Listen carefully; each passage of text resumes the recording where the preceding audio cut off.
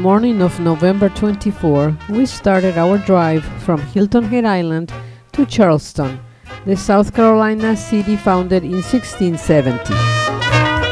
Our first stop was at the Charleston Maritime Center, located on Wharfside Street, that affords views of the Arthur Ravenel Jr. Bridge, a cable-stayed bridge over the Cooper River connecting downtown Charleston to Mount Pleasant. There we purchased our tickets for the Charleston Harbor Tour and Carriage. The combo package allowed us to get a pretty good idea of the harbor area and the heart of the city.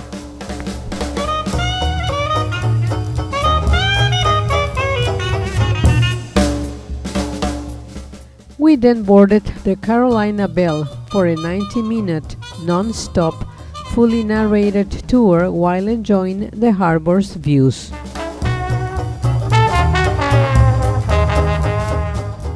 This new 8-lane bridge satisfied the capacity of US Route 17 when it opened in 2005 to replace two obsolete cantilever truss bridges.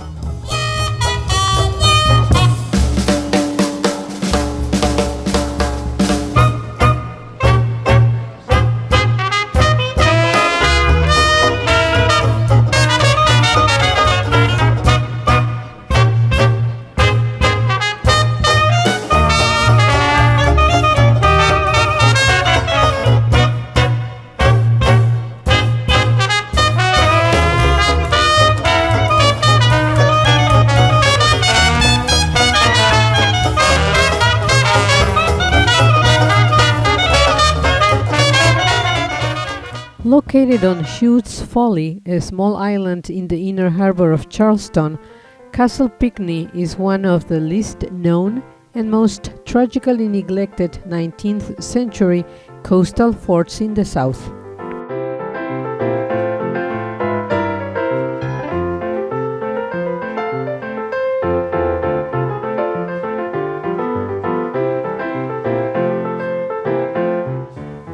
As we sailed around the harbor, it was interesting to hear about the rich history of the sometimes called Holy City from that unique perspective. While the earliest settlers primarily came from England, they were followed by other immigrants including French, Scottish, Irish, Germans, and others. These many various ethnic groups brought with them numerous Protestant denominations, as well as Roman Catholicism and Judaism, which would later earn Charleston the nickname of the Holy City for its long tolerance for religious of all types and its many historic churches.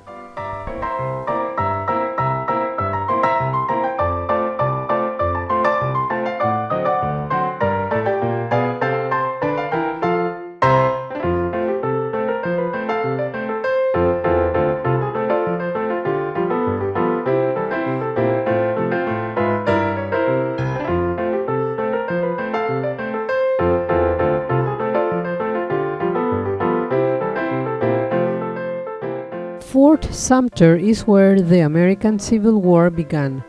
Decades of growing strife between North and South erupted in civil war on April 12, 1861, when Confederate artillery opened fire on this federal fort in Charleston Harbor. Fort Sumter surrendered 34 hours later. Union forces would try for nearly 4 years to take it back.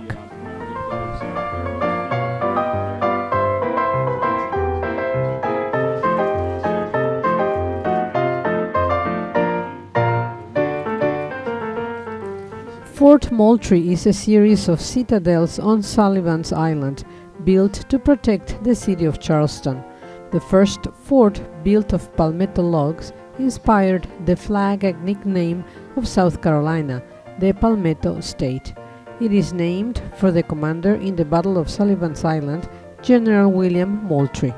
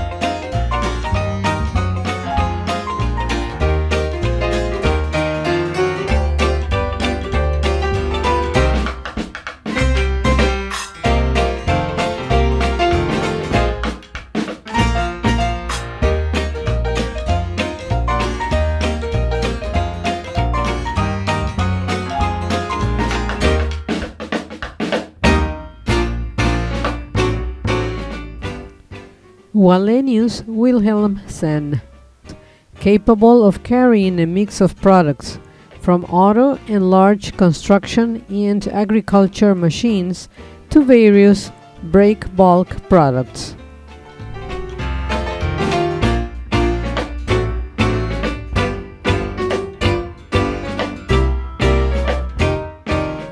We are now approaching the Patriots Point Naval and Maritime Museum, located in Mount Pleasant, at the mouth of the Cooper River on the Charleston Harbor, across from Charleston. Patriots Point is home to 3 museum ships: USS Yorktown, an aircraft carrier, USS Laffey, a destroyer, and USS Clamagore, a submarine.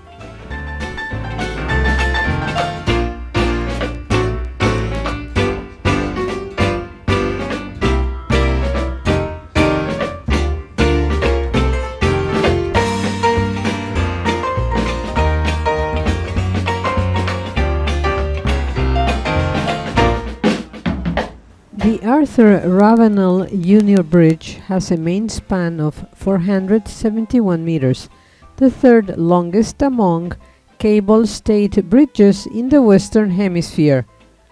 Following a week-long celebration that included a public bridge walk, concerts, dinners, and fireworks, the bridge was dedicated and opened on July 16, 2005. 1 year ahead of schedule and under budget. We don't always have time to do this, and sometimes there's ship traffic coming by that prevents me from doing this, but right now I think we've got just enough time to squeeze underneath the bridge here. And if I get us positioned directly underneath the bridge, the Carolina Bell has both a whistle and a horn, and if we blow these under the bridge, it makes a really long, pronounced echo. Anybody want to hear that? Yes. Okay, now let me get us turned straight underneath here. I'll start with the whistle. They're going to be a little loud.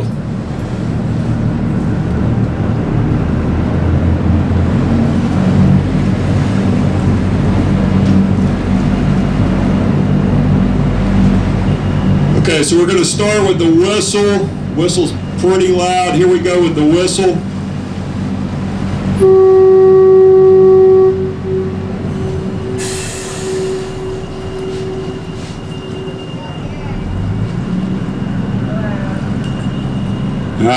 That wasn't bad, but the horn will be better. Here we go with the horn. I'm going to give you a short countdown because it's real loud.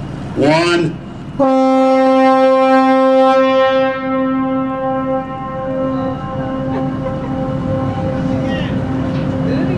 So now we've woken up every jogger up there on the bridge. These diamond-shaped towers that are holding up this cable-stayed bridge are the tallest man-made structures in the state of South Carolina. They're 572 feet tall. It's a lot of fun to watch them build this thing. The walls of those towers are steel-reinforced concrete. The walls are about 2 feet thick, but they're hollow inside. There's actually an elevator running up the interiors for inspection and maintenance. I mentioned that the bridge was designed to resist a hurricane or an earthquake, but it's also designed to resist a large ship running into it. In view the College of Charleston building at Harbor Walk. This facility is a part of the Aquarium Wharf area of downtown Charleston and serves as home to the Department of Computer Science. The South Carolina Aquarium opened in 2000. It is home to more than 10,000 plants and animals. The largest exhibit in the aquarium is the Great Ocean Tank, which extends from the first to the third floor of the aquarium. It holds more than 385 US gallons of water and contains more than 700 animals. This state-of-the-art center is the primary ferry departure facility for visiting Fort Sumter. Located in Liberty Square, the center offers interpretive and visual exhibits on the events leading up to the start of the Civil War with the bombardment of Fort Sumter. Then, as part of the combo package, we headed towards the stables where the horse carriage tour started. We rode behind horses in an old-fashioned carriage while receiving a narrated history lesson. Let's enjoy the tour.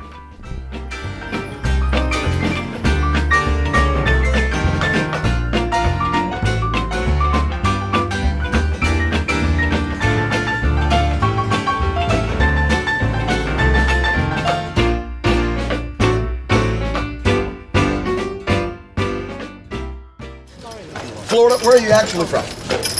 I am from Peru, my husband from Denmark. I had a roommate from his half-breed. There's like 135 people actually from Florida. That's actually how I knew you were from Florida. In view St. Philip's Episcopal Church, the state's oldest congregation, founded in 1681. The church was built in 1838.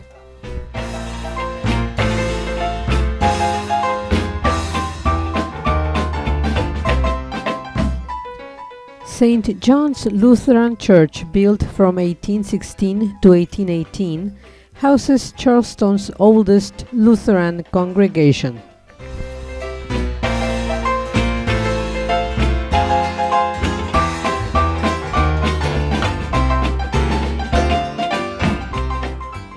Then comes the Unitarian Church in Charleston, the oldest Unitarian church in the South, and a National Historic Landmark. Over its shoulder.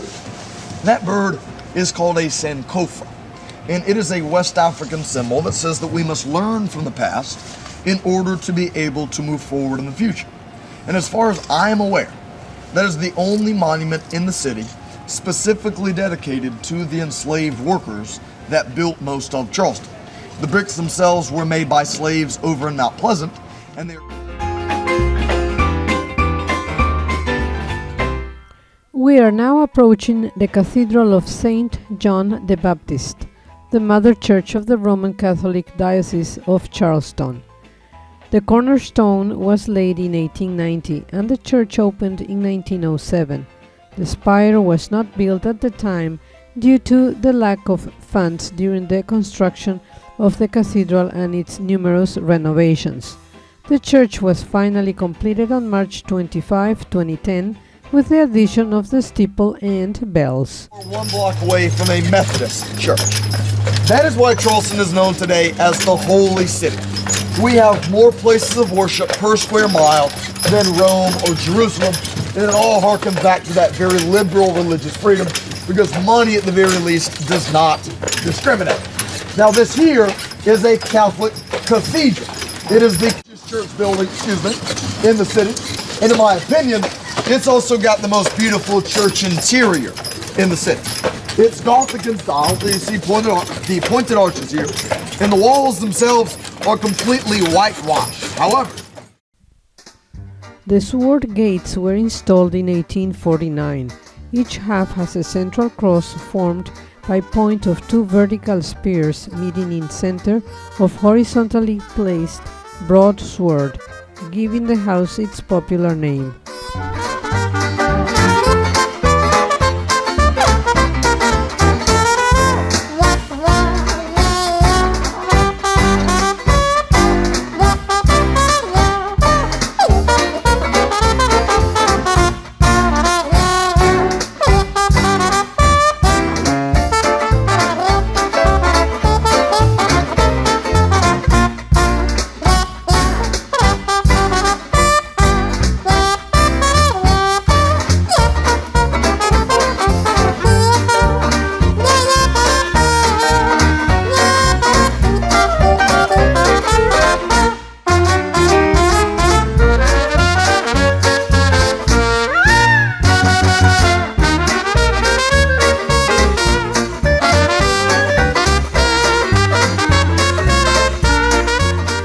Following are pictures of some of the landmarks I encountered as I walked along North Market, Meeting and Broad Streets in the Charleston French Quarter.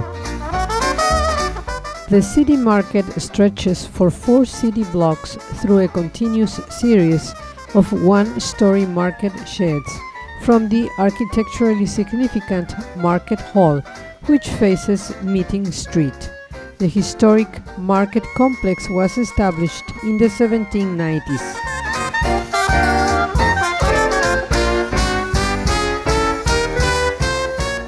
St. Michael's Church, a colonial landmark with a massive steeple. The United States Post Office and Courthouse building was completed in 1896 in Renaissance Revival style, using granite from Winnsboro, South Carolina. View of its handsome interior. Charleston's City Hall building was constructed between 1800 and 1804 in Adamesque style.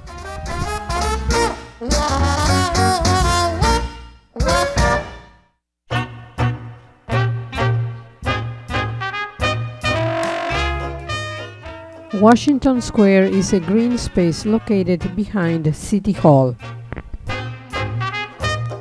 Hibernian Hall is a historic meeting hall and social venue built in 1840 and a fine example of Greek Revival architecture.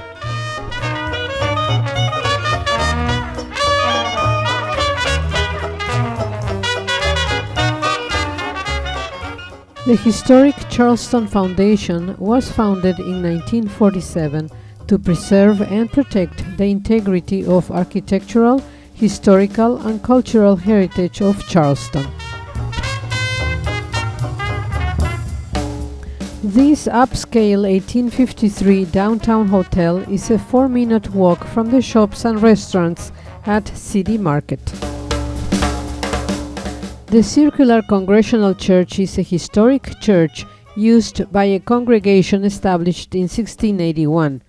The parish house of the Circular Congregational Church is a highly significant Greek Revival architectural work and is recognized as a U.S. National Historic Landmark.